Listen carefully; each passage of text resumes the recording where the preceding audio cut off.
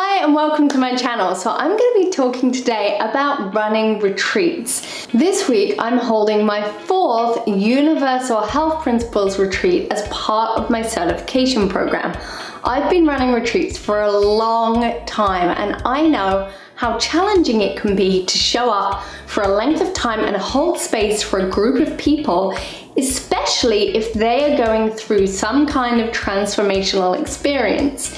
So if you want to run retreats, or you already run retreats, but you want to have more energy or you want to have more people in your classes, this video is going to help you get there. So I've been running retreats for over 5 years with groups ranging from 5 to 30 and sometimes hundreds, and I know that holding space for that many people can be challenging. So I'm going to share with you some of the things I do to prepare to make sure that everyone has an amazing experience and I still have some energy to spare at the end of the day. For me, the most important thing about running a retreat is less about knowing the exact agenda of what's happening when, making sure all the logistics are there, checking I have everything. That's all super important. But what is more important is making sure that I feel the feeling that I want to feel in order to be able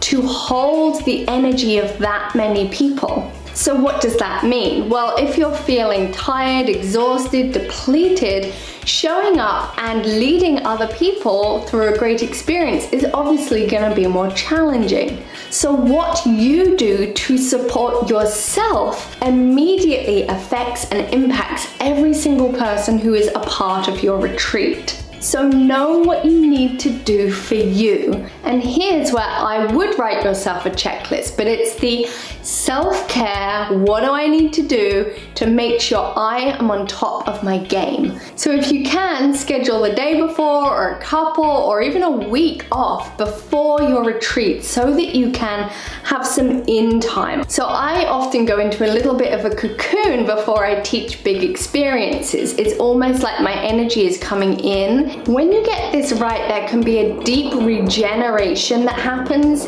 in every single moment that allows you to deliver a much bigger, much more consistent presence and energy. Making sure you eat and drink to support your energy is very important, and I do not mean grabbing 5 cups of coffee before the retreat begins, but what is going to give you sustainable energy. So hydration is super important. I talk about this all the time, the importance of making sure your body is in the flow, and that means making sure you're hydrated with good quality water. Go the extra mile, get a good quality water filter, take water with you for the retreat, and make sure that you are constantly upping that hydration. So what you're eating, sustainable energy. Check out the Superhuman breakfast if you haven't already. This breakfast will set you up for an amazing day. It will give you sustainable energy, help you to feel truly satiated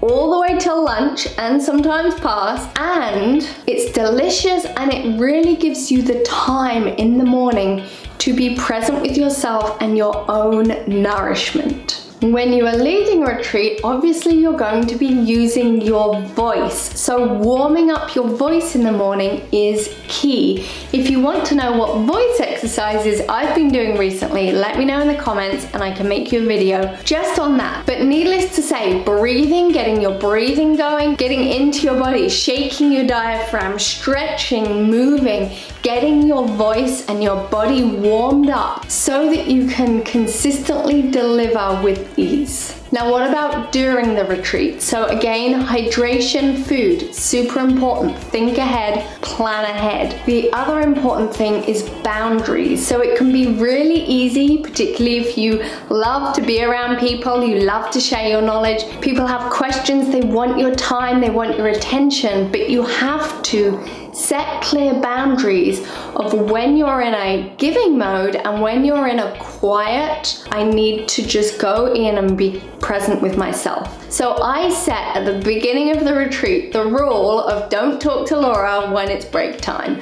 Now sometimes I will break that rule, but that's okay because I'm able to know, do I have the energy and how is my voice feeling, and do I have the capacity in this moment to have extra conversations during lunch. But very often I will sit by myself, I will be in a very quiet state and allow my clarity of what's coming next to come through. Also, during the retreat, asking yourself, what do I need? So it's very easy when we're teaching, when we're leading a group to say, oh, they need this and they need that and I need to help this person and help that person. And yet that can be very depleting and pulling, straining on your energy. And in fact, it might not support them as much as you think. And I have found that the more I'm able to go in and be present with what I need in each moment and then lead people through experiences where they are able to give that to themselves. So if I need a little shoulder release, or I need to move my diaphragm, need to breathe more, I will incorporate that into the retreat so that I am giving it to myself first and others are learning how to give to themselves. So I'm a fan of supporting people to know what to do and to be empowered to care for their own energy and their own health and vitality. So you leading by example is key. And then there's the end of the day, going to bed and getting good rest.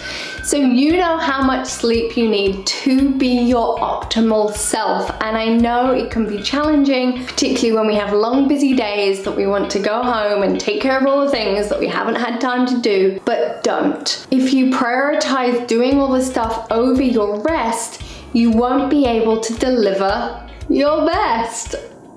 Does someone want to tweet that at me? So get good sleep, get good rest, and maybe go do something completely else.